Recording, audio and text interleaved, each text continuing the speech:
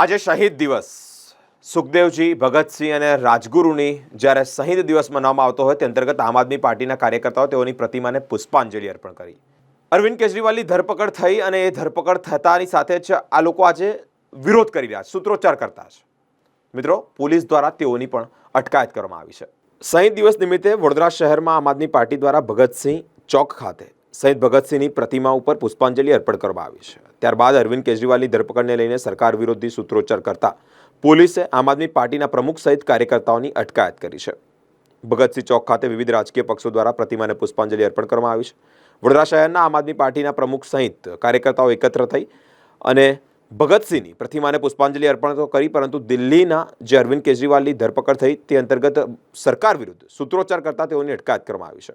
આમ આદમી પાર્ટીના અગ્રણી વિરેન રામીએ જણાવ્યું હતું કે આજે ભગતસિંહ ચોક ખાતે શ્રદ્ધાંજલિ આપી છે અને નમન પણ કર્યા છે, પરંતુ વિચાર છે કે ક્રાંતિકારી વિચારો કે જે લોકો સુધી પહોંચી શકે તે માટે ભેગા થયા છે। ભારતીય જનતા પાર્ટીની સરકાર જે રીતે અવાજ દબાવી દેવાની અને લોકશાહી ખતમ કરવાની શરૂઆત કરી રહી છે તે અંતર્ગત ભગતસિંહના જે વિચાર છે એ વિચાર અમે લોકો સુધી પહોંચાડવા માંગીએ છીએ। આજે અહીંયા શહીદ ભગતસિંહને નમન કરીએ છીએ, સાચા હૃદયથી તેઓને યાદ પણ કરીએ છીએ, પરંતુ અરવિંદ કેજરીવાલની જે ખોટી રીતે ધરપકડ કરવામાં આવી છે તે અંતર્ગત અમે વિરોધ કરી રહ્યા છે। સરકાર વિરોધ કરી રહ્યા હોય, સરકાર વિરોધના સૂત્રોચ્ચાર કરી રહ્યા હોય ત્યારે પોલીસે પ્રમુખ સહિત કાર્યકર્તાઓની ધરપકડ કરી છે। तानाशाही नहीं चलेगी, तानाशाही नहीं चलेगी, तानाशाही नहीं चलेगी, तानाशाही नहीं चलेगी, इंकलाब जिंदाबाद, सरकार की के कई रीते हालत है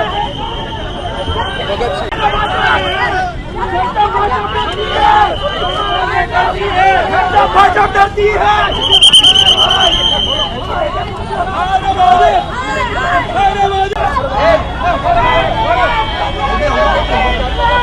रंजन मैंने जहर भरी चुटकी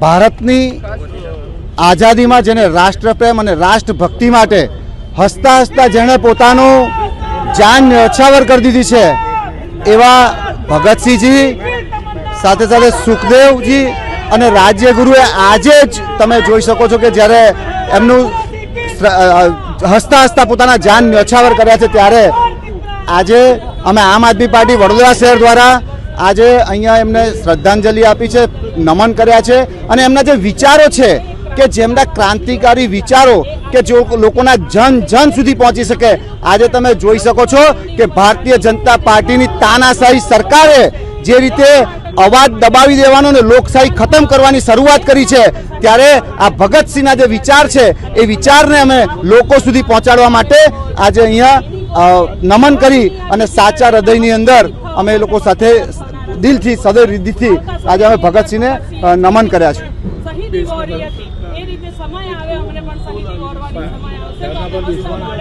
આજે અમે લોકો જે રીતે માનનીય અરવિંદ કેજરીવાલજીની ખોટી રીતે ધરપકડ કરવામાં આવી છે એના સંદર્ભની અંદર આજે અમે અહીંયા ભગતસિંહ ચોક ખાતે ભગતસિંહના જે વિચારો છે એને લઈ અને આજે અમે અહીંયા ધરણાનો પણ કાર્યક્રમ કરવાના છે। तानाशाही કરી રહી છે, લોકશાહીનું હનન કરી રહી છે, અરવિંદ કેજરીવાલને ખોટી રીતે ધરપકડ કરવામાં આવી છે।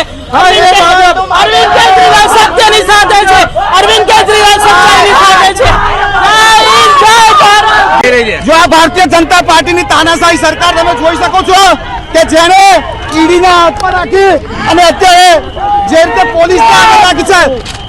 આજે શહીદ ભગતસિંહ શહીદ દિન નિમિત્તે વિવિધ સંગઠનો અહીંયા પુષ્પાંજલિ કરવામાં આવે છે। આમ આદમી પાર્ટી દ્વારા પણ અહીંયા એક પુષ્પાંજલિનો પ્રોગ્રામ કરવામાં આવ્યો હતો, પરંતુ એ બાદ તે લોકો છે એમના રાષ્ટ્રીય પ્રમુખ છે અને ઈડી દ્વારા એરેસ્ટ કરવામાં આવેલા છે, તો સરકાર વિવિધ સૂત્રોચ્ચાર કરતા હતા જેને કારણે ડિટેન કરવામાં આવ્યા છે, જેમાંથી 4 થી 5 મહિલાઓ છે અને 20 થી 25 પુરુષો એમને ડિટેન કરવામાં આવ્યા છે।